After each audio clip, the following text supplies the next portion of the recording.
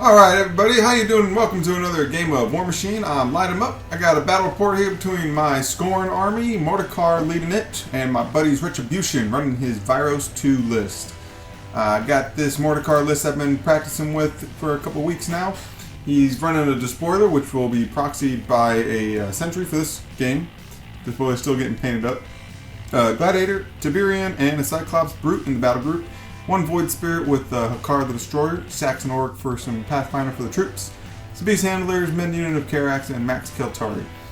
Basically, the idea behind this list is I have enough chaff back there that I can throw up with the Keltarii and the Karax, and with Hollow bring them back with Revive with the Souls. Then I can push out scenarios if I need be, and then I got enough heavy hitters and Void Spirits to take out stuff that actually needs to die. Since Despoiler puts out his Void Spirits. So we'll see how this one's going to go. My buddy's list, he's running Retribution with Vyros Deuce. He's got only 2 Griffons in this list. And he's running 1 Aspis, the Imperatus, triple Arcanist, which everybody in Retribution runs triple Arcanist because why not? Destor Thane, Max Dawnguard Destors, and the Invictors. I will say the Dawnguard Destors don't do an awful lot this game. They are very scary, and they did end up contesting the scenario quite a bit. But he said he's not really sure how he should use them, so if you guys have tips, go ahead and comment on them. I'm sure he'll see them. Or comment on the video, I'm sure he'll see it. Personally, I think the Destors are not too bad, but I think Perpetual Press needs to do a little bit to bring them back up onto par. So, on to the battle report. Today, we are playing Take and Hold.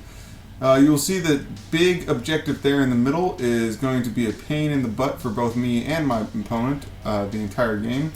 We decided to go ahead and put it there because we don't like having open battlefields, and we figured it actually kind of gives a little bit of theme, you know. Both sides of the objective are important, and that's our obstruction are important, and that's where the flags are. So it makes a little bit more sense. You got.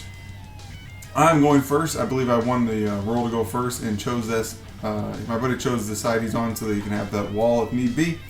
And then I set up with all my troops on my left to go and contest his flag. Maybe have Saxon Orrik go and control his flag. See how it goes.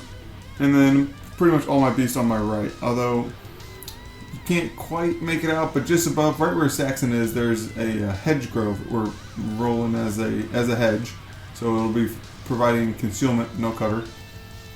Laying out my first turn here, just laying out some threat ranges so I don't run directly into his threat ranges. There's no need to take unnecessary casualties on the first turn of the game. And running everything up.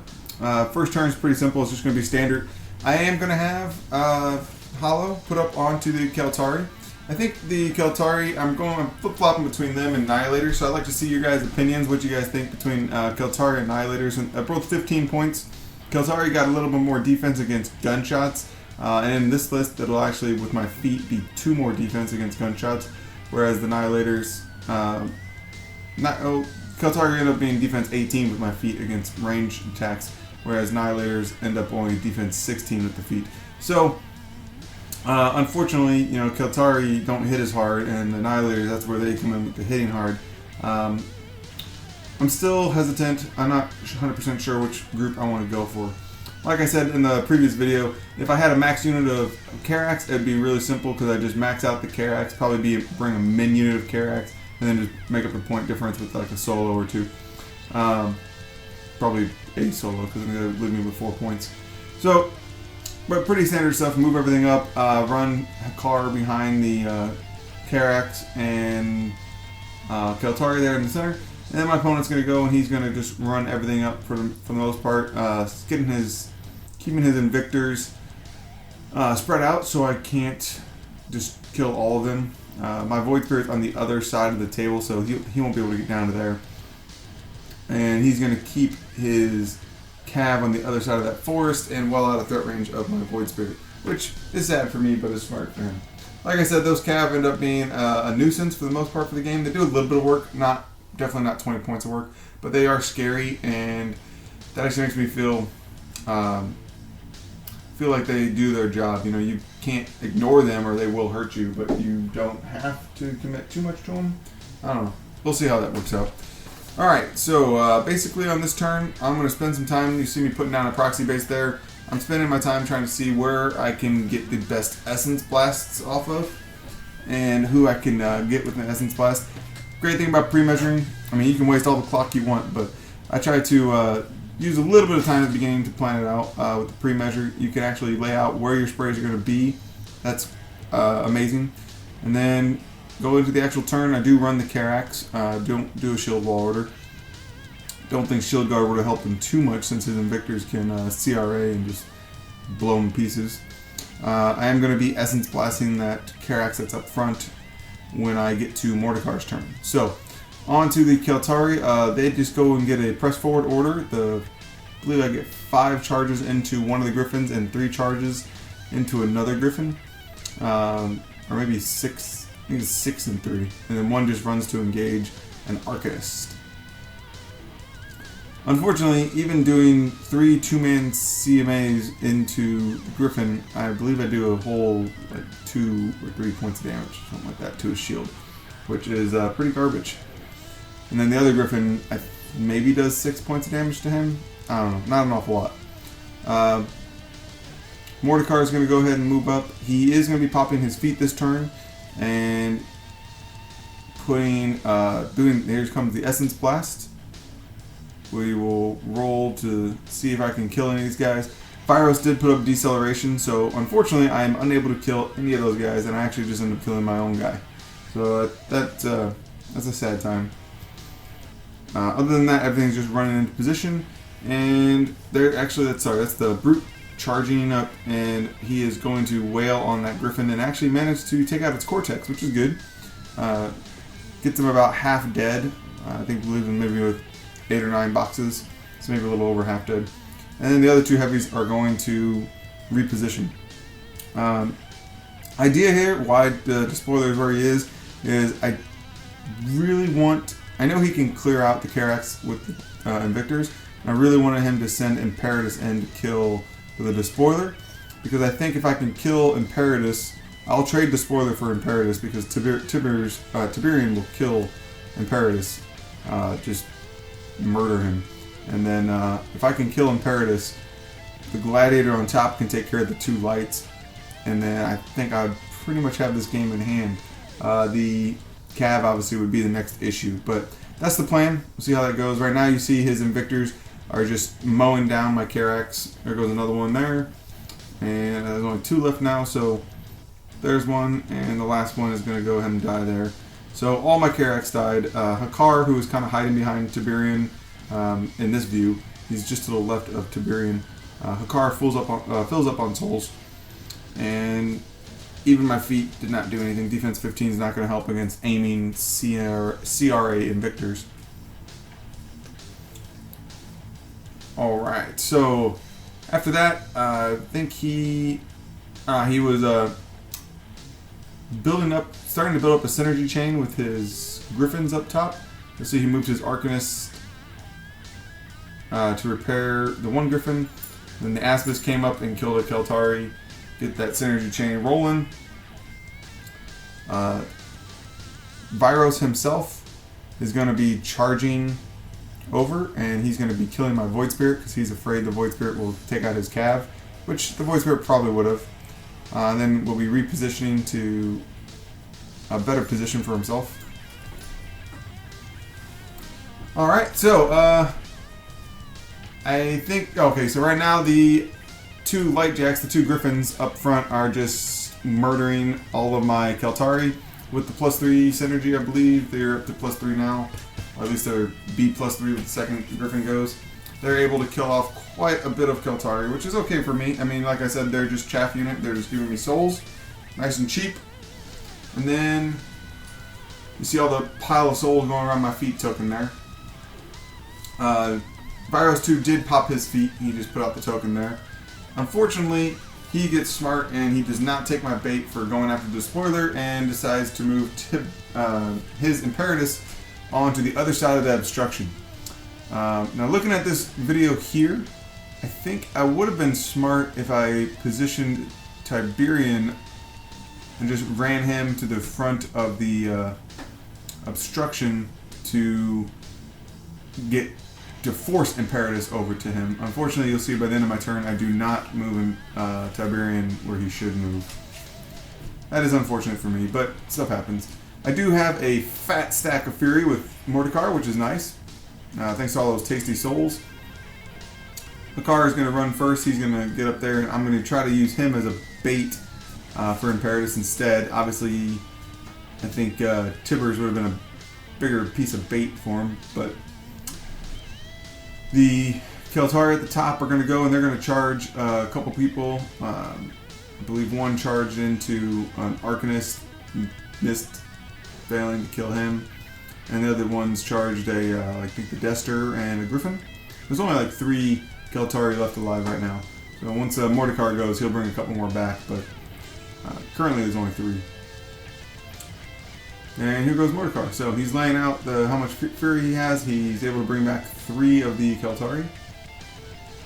Puts him in position to be annoying and harass Imperatus. So if Imperatus wants to move away to go over to Hakaar, he'll have to clear those guys off or take a couple free strikes. And power 10 free strikes aren't bad, but you can always spike. So the Mordikaar there moved, and he's going to dominate the friendly flag. He does take a shot and kill one of the Invictors, which is nice. End up enraging 3 of my War Beasts with Paingivers. Sending Despoiler in to attack a couple of Invictors. Ends up killing 2 of them and creating a Void Spirit. And then I'm going to go to work with this Void Spirit. Now I had high hopes with this Void Spirit. I was like, man, I'm going to get this stuff done. There goes 1. There goes 2. Sidestep, or overtake. There goes 3. Oh, no. 3 did not go. So, unfortunately, the third guy I ran into happened to be the UA, and did not roll good enough to kill him through his armor. But I was able to Void Walk and get into a couple of his guys' back arcs, so that's good. But that Void Spirit's probably dead. Other than that, the Brute at the top spent all 3 of his fury to end up doing absolutely nothing to those Griffins. So instead, the Gladiator has to go in, significantly earlier than I was expecting. But Gladiator moves in and is able to wreck the one Griffin's face and just completely destroy him. Not a great use of my Gladiator, but you gotta do what you gotta do. I couldn't let him have all of his light jacks and Imperatus still be alive at this late in the game. And then you see I moved Tibbers over once he did his feet move for Vyros. Alright, so on to my opponent's turn. He's got a full stack on his caster. Goes ahead and does the power up, obviously. A couple of his Invictors turn around to kill my Void Spirit. The rest of them shoot into the Despoiler, doing I think 6 points of damage to Despoiler, or 4 points of damage to Despoiler. And then Vyros is going to activate. Here he goes. Oh, I'm sorry. Vyros is not going to activate first. First, the light jacks up front are going to do their job and get his synergy chain built up. Because what's better than a Vyros? A Vyros with synergy plus 2 or 3. Plus 2. So you see his Griffon moving and taking a couple swings on my Keltarii in the butt. Managing to up the synergy chain. Then the Aspis is going to move and he punches a couple and he gets his synergy chain up to the full, or he gets the synergy chain up to 2. Man, if I could talk. The other Arcanists go and power up Imperatus. One of the Dawnguard Destors moves in to kill off one of the Keltarii that is blocking Imperatus in, or holding Imperatus in, because he really is afraid of that free strike for some reason. I guess if I spike with a 666s, I could do a couple points of damage to Imperatus with the POW 10. And then here goes Vyros. So Vyros charges into Despoiler, and Despoiler is defense, I believe, defense 11, armor 18. So Vyros is hitting at dice minus 3 and needs like 3s or 4s to hit. And he is able to kill Despoiler and still have a good 2 or 3 fury left, or 2 or 3 focus left over. Ends up taking a couple of gunshots to try to kill Mordikaar, but misses. So instead, Imperatus comes over. He charges Hakaar. Charges, or just walks. He may have just walked. Sidestepped after hitting Hakaar once, sidestepped after hitting Hakaar a second time, gets into Mordikaar, and it's going to hit him one time for big damage, second time for a little bit of damage, and then his third bot attack he actually missed, so he gets pushed back, and I rolled 3 inches, so he gets pushed back a good 3 inches, so good for me. I mean, I could have transferred it all, but transferring that much damage to my beast really hurts my beast. Other than that, his Destors just move up into the zone on his side, around that flag to contest that, make sure I can't have an easy time dealing with that. So, once again, Mordikaar gets a fat stack. Going up for, I believe this is turn 4 now for me. And I'm trying to figure out exactly what it is. I think, at this point, I'm thinking if I can make some headway to clear off his flag, which is heavily contested right now. Move Mordikaar around to his side, and on my next turn, dominate his flag. Since I'm already at 1 control point, I would be able to win that race if I can do that. But that would require Mordikaar to run this turn, and not get an awful lot of work done. So, we'll see what happens. Tiberion went up and he killed off a Griffon, and that throw right there was, or that horse moving was actually Gladiator throwing a Destor, and actually killed another Destor and knocked down 2 more. So good for the Gladiator. Probably not the best use of him, but not bad. And I think he put his last couple Fury points into hitting the Aspis a couple times. Fortunately, since the Destors are knocked down, my Keltarii are able to charge and actually hit them and do a few points of damage, killing off another Destor. So good on the Keltarii, actually getting some kills in. They don't do that very often. Saxon Orrik once again fails to kill anything. He didn't do an awful lot this turn, this game. So then I ran my Mordikaar over there, and I think looking at this now, he probably wasn't even in range to walk up and touch the flag. So I probably would have had to run the second turn again, but my opponent's turn, he's going to use his Invictors, or he's going to move Sylys out of the way and then move his Invictors over to shoot at my Keltarii. Unfortunately, he can only CRA into the one that's touching the forest. The other one is barely engaging the Aspis, so he would have to take single shots into them and just decides to leave it alone. I think they're like Rat 5 and he's defense 15, so rather than waste time, my opponent was getting a little low on time, so rather than waste that, he just went on with the horses. Horses were able to kill off another Keltarii. Not doing much else with them. And then Vyros moves up, dominates my flag, so he's going to get 2 control points off that, so it'll be 2-1 at the end of this turn, 2-1 for Retribution. And he's taking a bunch of gunshots, trying to kill off as many of my beast handlers as possible, since they're going to be able to contest that flag. Including Imperatus taking a gunshot to kill off. So I'm down to just 1 beast handler. I'm losing models really quick, and trying to think of how I'm going to salvage this game. At this point, I am thinking that if I can clear the flag, I can still dominate it and beat him to the 5 control points. Unfortunately, not a lot of fury going around, or too much fury on the table.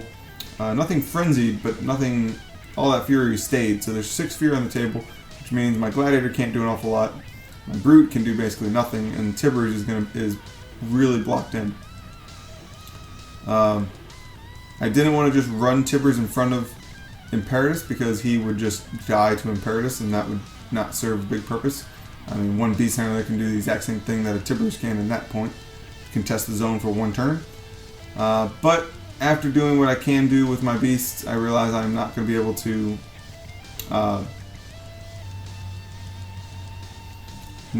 clear that flag this turn, and that means I will not be able to do an awful lot. What I end up doing is I decide to cast Ghost Walk, or Host of Shadows, which is Ghost Walk to Tiberion, walk him through the obstruction, kills off a couple of the remaining Destors, and I will go to 2 control points, or no, sorry, I will not go to 2 control points because I failed to kill off the Aspis that's there. So, I do run Saxon Orrik over to contest his zone just to give me another turn to see if I might be able to engineer something. But this is not looking good for Skorne, unfortunately.